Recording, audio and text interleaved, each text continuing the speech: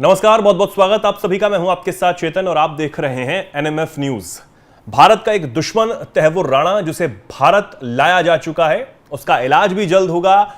NIA की कैद में वो है, कोर्ट में उसकी पेशी होगी और उसके बाद जिस तरीके से ट्रायल उसका होना है, तमाम बहुत सारे राज जो हैं वो उससे उगलवाए जाएंगे। लेकिन इस बीच पाकिस्तान से एक बयान सामने आता है और कहा जाता है कि हमारा तैमूर राणा से कोई लेना देना नहीं है, पल्ला झाड़ लिया जाता है। कहा यह जाता है कि वो तो कनाडाई नागरिक है, तो फिर वो पाकिस्तान में कैसे जन्मा था, क्या हुआ था पाकिस्तान से, उसका क्या रिश्ता है, इस पर हम बात करने वाले हैं। हमारे साथ मेजर जनरल जेके बंदल साहब हैं। सर, बहुत बहुत स्वागत आपका एनएमएफ न्यूज पर। वारिस रजा जी हैं, पाकिस्तान से सीधा जुड़े हुए हैं और हम इनसे बात करेंगे। सबसे पहले सीधा जनरल साहब आपके पास ही मैं आऊंगा। क्या कहेंगे पहले तो इस पर जो पाकिस्तान से स्टेटमेंट आया है, और वारिस रजा जी हमारे साथ हैं, वो भी बात करेंगे। और तैमूर राणा को जब पकड़ के लाया गया है सर, तो इसका इलाज अब कैसे होगा और कहां तक इसको सजा जो है वो दी जा सकती है? देखिए, अभी इनका एक्स्ट्राडिशन हुआ है, ये बहुत ही कमेंडेबल जॉब है जिसमें कि भारत की बहुत बड़ी जीत है। और इनका प्रॉपर ट्रायल होगा, और ट्रायल में कुछ कंडीशंस जो हैं एक्स्ट्राडिशन के लिए अमेरिका ने भी रखी हैं कि उनको कोई टॉर्चर नहीं होगा, किसी प्रकार का कोई उनको वो नहीं होगा। जिस पर्पज के लिए आया गया है उसी का इनका ट्रायल होगा। ये तो रही ट्रायल की बात। जहाँ तक सवाल ये है कि आपने कहा कि पाकिस्तान का तो इससे बहुत ज़्यादा संबंध है, क्योंकि ये पाकिस्तान की ही मिलिट्री में पहले सर्विस करता था, मेडिकल कोर्ट के अंदर में वहाँ पे। और फिर ये वहाँ पे गया, पूरा मास्टरमाइंड रहा है ये। और जो डेविड हेडले ने भी इस चीज़ को कबूल किया है कि $25,000 जो है आईएसआई ने दिए थे, और मेजर इकबाल जो आईएसआई के थे वो पूरी तरह से इसके संपर्क में थे। ये वहाँ पे अपनी एक एजेंसी चलाता था शिकागो में, और वहाँ से एजेंसी से इसने जो है हेडले को भेजा था इंडिया के अंदर में। वहाँ पे जो एक यहाँ पे मुंबई में भी अपनी एक एजेंसी बना ली थी। तो पूरा ये काम है इसका। अब रहा पाकिस्तान का बात, पाकिस्तान अभी पल्ला झाड़े तो उससे कोई फायदा तो है नहीं। ये तो सारी दुनिया जानती है, सब जानते हैं कि पाकिस्तान का ही करा धरा था। पाकिस्तान पूरी तरह से पाकिस्तान इसमें इन्वॉल्व था। ये पाकिस्तान ने एक्सेप्ट किया था 2009 के अंदर में। जो प्रेसिडेंट जरदारी और जो उस समय के गिलानी प्राइम मिनिस्टर थे, उन्होंने इस बात को एक्सेप्ट किया था कि एलईटी ने किया है इसको, लश्कर तैयबा ने, जिसके जकूर रहमान ये मिलिट्री कमांडर थे और हाफिज सईद के सारे उनके इंचार्ज थे। और इस बात का 2018 में पूर्व प्रधानमंत्री हैं पाकिस्तान के नवाज शरीफ, उन्होंने भी इस बात का कहा था कि भाई पाकिस्तान ने क्यों नहीं रोका इसको। तो शुरुआत में पाकिस्तान ने इसको कबूल करके कुछ लोगों को अगेंस्ट में कुछ वारंट वगैरह करके अरेस्ट भी किया था, लेकिन बाद में नकारने लगे, बाद में कोऑपरेट नहीं किया पाकिस्तान ने। तो इसमें पाकिस्तान का तो पूरा हाथ था। तैमूर राणा जो इसका मास्टरमाइंड था, उसका पूरा जो है इंटरेक्शन था, उसने तो अब क्या यही कहा जाए कि भैया पाकिस्तान में जो कुछ हो रहा था और बहुत सारी चीजें अब राज ये उगलने वाला है, इसलिए पहले ही पल्ला झाड़ने की कोशिश की जा रही है, यही? बिल्कुल, वो पहले से ये कि भाई हमारा कोई लेना देना नहीं इससे, लेकिन वो तो सारे राज अभी ये खोलेगा, और राज तो पहले भी खुल चुके हैं। पर प्रॉब्लम तो यह है कि पाकिस्तान तो डिनायल मोड में रहता है। पहले भी अजमल कसाब के लिए भी डिनायल रहा था, बाद में जाके एक्सेप्ट किया। उन्होंने कहा था हम तो जानते ही नहीं इसको कौन है ये। तो वो तो इस तरह की बातें। वारिस जी भी हमारे साथ। वारिस जी, क्या कहेंगे आप? हर चीज पे पल्ला झाड़ ले रहे हैं, कैसे चलेगा जब पता है कि वो आर्मी में था, कैसे कैसे पूरी प्लानिंग के तहत किया गया। हमारे पास तो सारे सबूत है ना, पहले ही रख दिए गए हैं। अब तैमूर राणा भी अगर लेकर आए हैं उसे, तो वो सब कुछ उगलेगा भी। हालांकि उसको लाए हैं क्योंकि उसके खिलाफ ठोस सबूत है। देखिए चेतन साहब, बात ये है कि हकीकत जो होती है वो हकीकत होती है। ये बिल्कुल एक हकीकत है, ये फैक्ट्स हैं कि पाकिस्तान में 79 का जो अफगान जिहाद है, उस जिहाद में जो है ना ज़ियाउल हक, जो जनरल ज़ियाउल हक है, उन्होंने पूरी की पूरी नस्ल को, और ख़ासतौर से सेना की नस्ल को, उन्होंने जो जिहादी कल्चर दिया, उस जिहादी कल्चर ने आज तक जो है ना पाकिस्तान समेत पूरे खित्ते को, चाहे वो इंडिया हो, चाहे वो ईरान हो, चाहे वो अफगानिस्तान हो, तो उस पूरे खित्ते को जो है ना दहशतगर्द मुसलसल दिए हैं। इससे कोई इनकार कर नहीं सकता। अब इनकार अगर करना चाहें तो डिनायल का तो कोई जवाब ही नहीं होता। लेकिन ये बिल्कुल फैक्ट है कि अफगान वार के नतीजे में, जो कि यहाँ का यानी खासतौर से पाकिस्तान की जो लेफ्ट की पॉलिटिकल पार्टीज थी, उनका हमेशा से ये मौकिफ रहा है कि आप खुदारा ये दहशतगर्दी जो पाल रहे हैं अफगानिस्तान के जंग के नाम पर, ये आपको आगे जाकर खित्ते को, आपके अमन को, खित्ते की ज़राअत को, खित्ते की मईशत को और खित्ते की दोस्ती को खराब करेगी। लेकिन चूंकि जाहिर है कि जब ये डिक्टेटर आता है, और खासतौर से पाकिस्तान में तो ये बहुत ज्यादा चलन है डिक्टेटरों का, यहाँ पर जो सिक्योरिटी स्टेट के नाम पर जो उनके यानी बहुत ज्यादा मजबूत हैं उनके हाथ। तो अभी आप वारिस साहब, अभी आप ये मान रहे हैं कि जो आपकी तरफ से खारिज किया गया, विदेश मंत्रालय की तरफ से पाकिस्तान के खारिज किया गया कि भाई हमारा इससे कोई लेना देना नहीं है, ये तो कनाडा में शरण ले चुका था, कनाडा का ये नागरिक है, तो आप इसे गलत मान रहे हैं स्टेटमेंट को? नहीं, देखिए, लेना देना तो हो सकता है कि ठीक है, चलिए आप एक शख्स जो है ना यहाँ से 90 में चला गया, आपसे कोई लेना देना नहीं है, लेकिन आप ये कैसे डिनाई कर सकते हैं कि वो पाकिस्तान का नहीं था?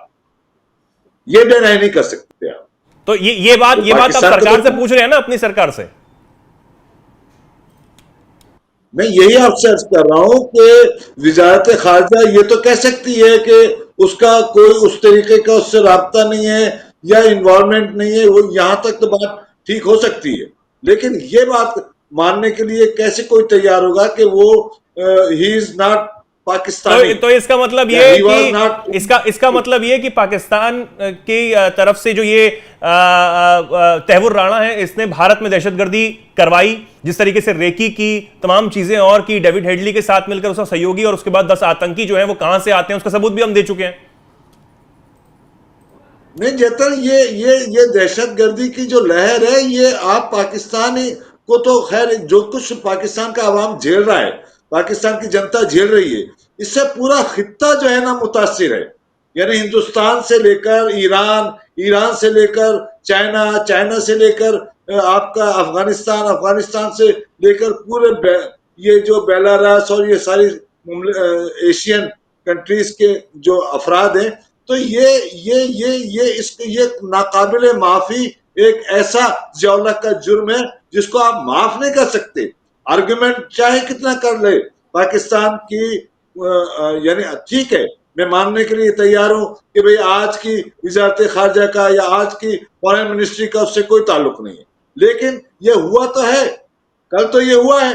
कल का जो आपने लश्कर तैयबा का वो बाकायदा मेंबर रहा है, उसने टेररिस्ट एक्टिविटी में 12 साल 13 साल से वो 14 साल से इम्प्रिजमेंट अमेरिका में रहा है, तो ये जो है ठीक है तो फिर क्यों आपकी सरकार जो है, क्यों हुकूमत इस बात को मान नहीं रही है, और क्यों इस बात को ना मानते हुए भारत इसके आते ही इतना बड़ा स्टेटमेंट जो है वो दिया जा रहा है? ये भी एक सवाल बनता है, क्या इसके पीछे कहानी है? नहीं देखिए, फॉरेन मिनिस्ट्री, आज की फॉरेन मिनिस्ट्री तो ये बात कह सकती है, लेकिन आज के फॉरेन मिनिस्ट्री ये नहीं कह सकती कि 79 का जो अफगान जिहाद था, जिसमें जियाउल्लाह ने जो है ना पूरी फौज को, पूरी सेना को जो है ना जिहादी कल्चर पढ़ाकर और जिहादी बनाया। जनरल साहब अब देखिए पाकिस्तान की आवाम कितनी परेशान है, या फिर वहां पर लोग कितने परेशान हैं, ये वारिस रजा साहब की बातों से ही नजर आता है। अब चाहे तैवुर राणा की बात हो या फिर किसी और की भी बात हो, पाकिस्तान में क्या कुछ हालात हैं हम सब जानते हैं, और हम लगातार सर आपके साथ चर्चा भी करते हैं, और आपसे अच्छा कौन जान सकता है, क्योंकि आप भारतीय सेना में रहे हैं और आपने सारी चीजें जो है वो ग्राउंड पर देखी हैं कि क्या वहां से होता आया है। चाहे वो सीज फायर का मामला हो, सीज फायर हमेशा तोड़ना, अभी हाल ही में सीज फायर तोड़ा गया, तो ये तमाम चीजें पाकिस्तान की तरफ से होती है, लेकिन पल्ला झाड़ने वाली बात जो हमेशा जो है वो रही है शुरू से ही।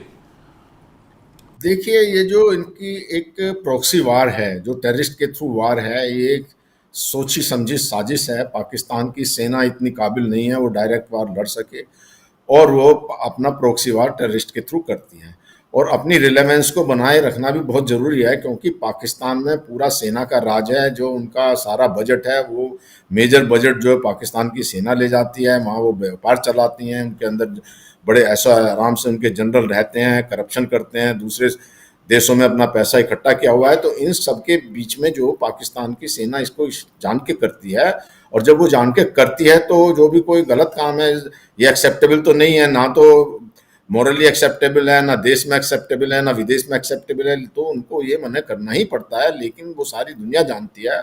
और देखिए, जो पाकिस्तान का सबसे बड़ा एली था एक टाइम में अमेरिका, वो अमेरिका में कि जो हिलरी क्लिंटन ने, उन्होंने ये कहा था पाकिस्तान को, आप जो ये आतंकवाद के रूप में जो सांप पाल रहे हैं, ये सांप आप सोचते हैं कि पड़ोसी को काटेगा, या सब आपको भी काटेगा और आपको भी दुखी करेगा। और इस बात को जो हमारे जो फ्रेंड हैं, ये रजा साहब भी एक्सेप्ट कर रहे हैं कि उसका खामियाजा जो पाकिस्तान को भी भुगतना पड़ रहा है। लेकिन पाकिस्तान का जो मैंने आपको बैकग्राउंड बताया, इसका कारण क्या है, और जैसे आपने कहा कि पाकिस्तान या तो इस चीज़ को एक्सेप्ट करे, और क्योंकि कुछ ये कड़ा एक्शन नहीं ले सकते, इनकी भी मजबूरी है किसी भी टेररिस्ट के साथ में, तो दो कारण हो सकते हैं। या तो टेररिस्ट को ये पनाह देना चाहते हैं, जिसमें लश्कर तैयबा है, या लश्कर तैयबा या जैसे मोहम्मद, दोनों की लड़ाई अभी हुई कि भाई जो है ना, कौन जो है अपना वर्चस्व रखेगा कि टेररिस्ट एक्टिविटी करने अभी तो सबसे बड़ा सवाल ये बना हुआ है कि आखिर हाफिज सईद के करीबी हो या फिर मसूद अजहर के करीबी हो, उनको ठिकाने कौन लगा रहा है? कौन अज्ञात बंदूकधारी है जो आता है और ठोक के चला जाता है? उसमें ही कहीं ना कहीं इस वक्त पाकिस्तान में हलचल मची हुई है। वारिस जी, इस पर कुछ कहेंगे? जी बिल्कुल, मैं तो ये कहूंगा कि देखिए, ये जो दहशतगर्दी पाकिस्तान की आवाम का आप दर्द समझें, उसकी तकलीफ समझें कि हम तो समझ रहे हैं, लेकिन हुकूमत और सेना नहीं समझ रही है आपकी। हम तो समझ रहे हैं, दहशतगर्दी का शिकार है। नहीं, आपकी सेना और हुकूमत नहीं समझ रही है, मैं ये कह रहा हूं। नहीं, समझ सब आ रहा है। बात यह है कि समझने के बावजूद जो है ना, उसको दोबारा से बैक करना या जरा मुश्किल काम होता है।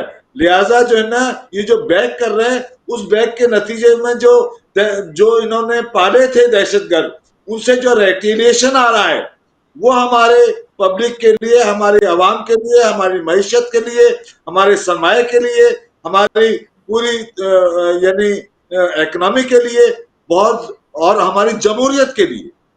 यानी आप देखें कि दहशतगर्दी की आड़ में आप पाकिस्तान का आवाम मुकम्मल तौर से जमहूरियत नहीं ले सकता है, उसको एक खौफ दिलाया जाता है। चलिए, ठीक है। हालांकि अब जो तैवुर राणा के साथ होगा वो तो सबके सामने आएगा ही, क्योंकि इलाज जो है वो उसका अब किया जाना है। हालांकि बहुत अच्छे तरीके से जो एनआई की टीम है और रॉ की जो हमारी टीम है वो उसे भारत तो ले आई है, और तमाम प्रोसीजर्स जो हैं वो इस वक्त जारी हैं। कुछ देर में और भी बहुत सारे खबरें जो हैं वो आ सकती हैं। फिलहाल के लिए वारिस जी, बहुत बहुत शुक्रिया आपका हमारे साथ जुड़ने के लिए, हमें समय देने के लिए। साथ ही बंसल साहब, आपका भी बहुत बहुत शुक्रिया हमें समय देने के लिए, अपना कीमती समय।